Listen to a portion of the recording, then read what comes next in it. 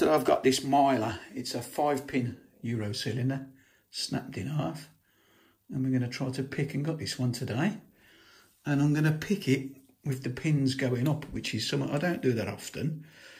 But I have picked this already, and I just found out on this particular lock I could get it open easier pushing the pins up. We're going to use the cheap Chinese pick with a bit of brass on it. So let's see if we can get it open on camera, and we're going to have a quick look inside.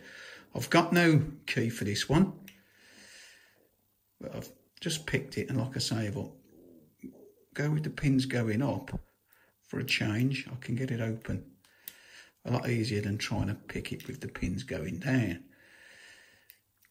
If you watch me regularly, you'll know I don't normally pick locks this way.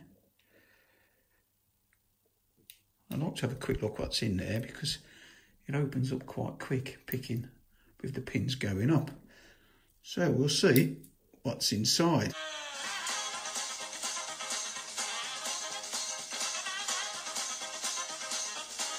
There's one spring stuck in the bottom.